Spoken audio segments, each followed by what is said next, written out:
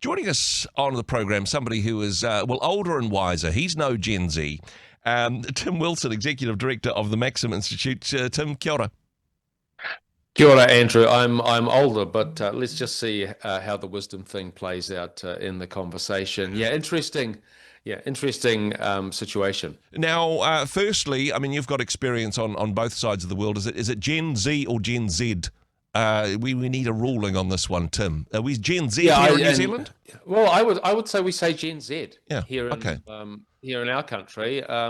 Once you take it a transcontinental flight or trans-Pacific flight, you can say Gen Z at the moment. But just a note there actually is that I do detect a rise in the use of American accents amongst sometimes my kids default to it, and they're actually younger than Gen Z because of the prevalence of American content on platforms like YouTube, etc. But hey, we'll get them back. The next generation will all be speaking Aussie accents because of Bluey. I think that's probably how the pendulum is going to swing next. But on to the actual topic on this one, because, hey, I know some people are concerned about this, the lack of ambition, the lack of aspiration to leadership roles from the Gen Z. Is this just an age-old thing that repeats itself every generation, or is there something to this? Is there something specifically about the Gen Zers where they just don't want to try as hard? Yeah, well, it may well be one of those both-and situations. Okay. In the sense that this conversation was sparked by a report that we saw saying that a Deloitte survey said that only 6% of Gen Zers had leadership aspirations, and what was confusing for us here at Maxim Institute was, well, what's the comparison? Can you measure other demographic cohorts? Well, no, there wasn't. And so you say, okay, well, this is just a piece of it's a piece of data, but there's no context. So what do we do with it? I think there are some questions about Gen Z in terms of social interaction, use of cell phones, Jonathan Haidt, anxious generation, fragility, etc. But there's also that age-old demographic duel, if you want to put it, and we're seeing more of that, which pitches different demographics against each other. So, it's like, boomers, they're so entitled and so judgy. Millennials, they just, they haven't left home yet, so lame. Gen Z, they're just so lazy. It's like, actually, when you think about this in terms of the way families operate, for example, boomers, they love their grandkids, and that's actually Gen Z. These are the people that are being slated by these kinds of articles. Exactly, and honestly, gender-based generalizations are all false, including that one, and that would be same for generational ones as well. We can't say, hey, all this cohort of people, because God has created us individuals, and people will respond in different ways to this one. What ages are we talking about here? Because honestly, I'm so old, I've lost the maths. A Gen Z, were they like 19, 21, that sort of age bracket? I would say 19 to 29. Let's put it that way. Well, honestly, when I was 19, I didn't have the ambition. I didn't have leadership ambitions. I think there are some 19-year-olds who have leadership ambitions. We call them megalomaniacs, and we try and avoid them. Honestly, when most people are 19, they don't have a clue what they're going to do, and they certainly don't have the arrogance to say, I'm going to rule the world, right? Well, I don't think we should correlation isn't necessarily causation, Andrew. I don't think I was in the same boat as you at the age of 19, but at Maxim, actually, we encounter some very, very, I guess, striking young leaders. We run a 12-week residential leadership course called the Maxim Leadership Academy, and that actually puts us in touch with some really, really exciting young people. I mean, there are, of course, exceptions to prove the rule, but I mean, if we can go back to the generalizations for just a moment, because all generalizations, whilst you can't take it to the bank, it's not exactly research, it is based on at least anecdotal observation.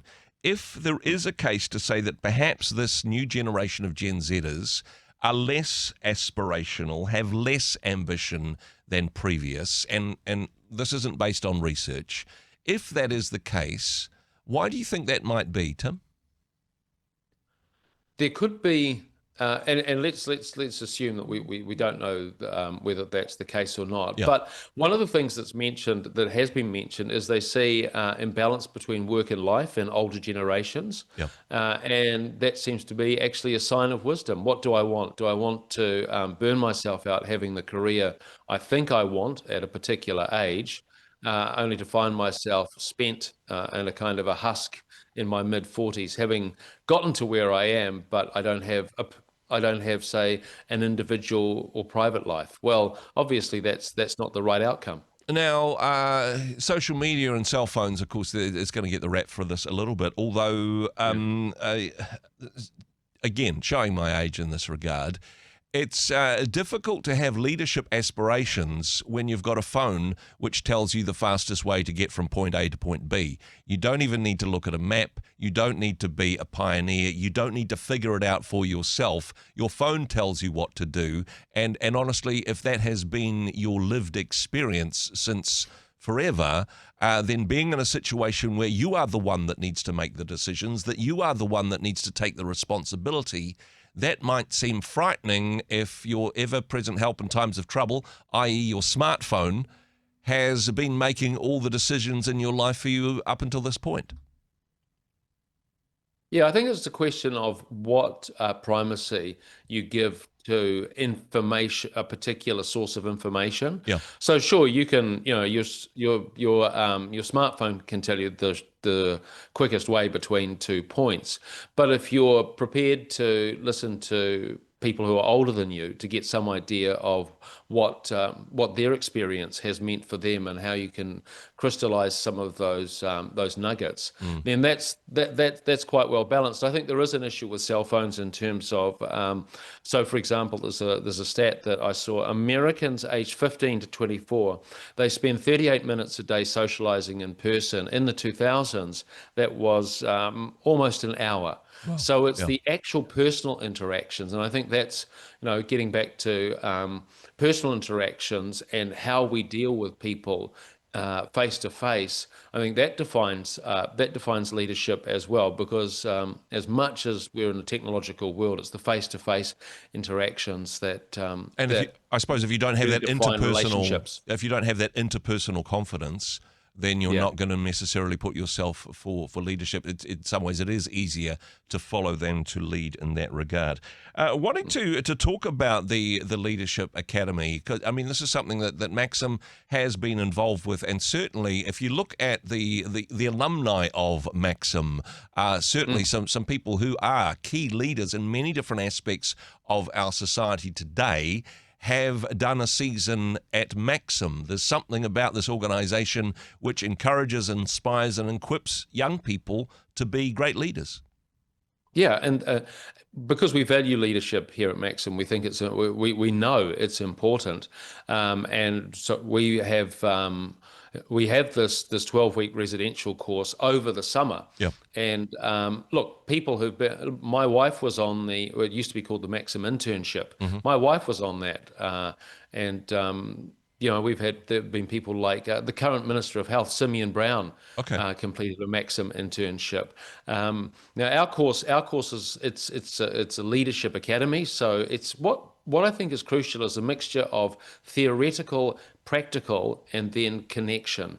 So we give people a good, solid intellectual framework to assess politics, to assess philosophy, to assess theology, and then we connect with people who are actually doing it, people who are in the policy and politics beltway, and then afterwards we connect them in a wider sense with the network that we have. But the residential part is huge too, in the sense that again, getting back to that face-to-face, those conversations that you have while doing the dishes at 10:34 p.m. at night can be the ones that will actually form you through a lifetime. It is a formative period, of course, in terms of the bracket and eligibility. It is targeted at young people. Is it specifically, we're talking the Gen Zers, it's those either preparing for tertiary study or perhaps graduates or perhaps back from an OE, people who are not quite sure the next step in life? Would these be suitable candidates?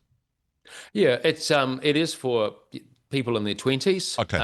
And ideally, we want people who think, you know what, if they're not quite sure about the next step in life, ideally, we want people who think, you know what, I want to be in policy Yep. and politics. I think I can make a difference. And look, we've had people going on from the Max, just the last one, to work in a cabinet minister's office. Another graduate's going off to King's College London. Wow. To study international intelligence gathering. So the doors are open, and we're connecting her with people we know in the British political system, and working in and around Westminster. So it's really exciting to see. And it is exciting to see that despite some people going, oh gosh, what is it with these Gen Zers? Actually, some practical examples of young people who will, no doubt, be the leaders of the future in this nation and broader afield. Hey, if people wanted to find out more about the Maxim Leadership Academy, what's the next step, Tim? How do they get involved with this? Well, if you want to find out more, or if you know of someone who you think would be a perfect candidate, it's just www.maxim.org.nz, and you'll see our leadership academies up there on the website. Click on that, all the details you'll need, and really encourage you to do that if you care about young people, if you care about leadership and our country. Maxim.org.nz, and hey, a whole bunch of other resources and articles and research available there as well. Do recommend that you check that out. Tim, thanks for what you do. Thanks for joining us. Thank you. And for someone with almost no aspirations, I think you've turned out pretty well, Andrew. Hey, thanks very much for joining us in the Rhema studio. Thanks very much for watching the interview. It's kind of nice to have an audience, actually. And if you did like what you watched, then do give us a like, do give us the thumbs up. And if you'd like to see more interviews like that one, or perhaps even better, subscribe and those interviews will come straight to you. Don't forget to turn on your notifications, and we'll see you in the next one. Cheers.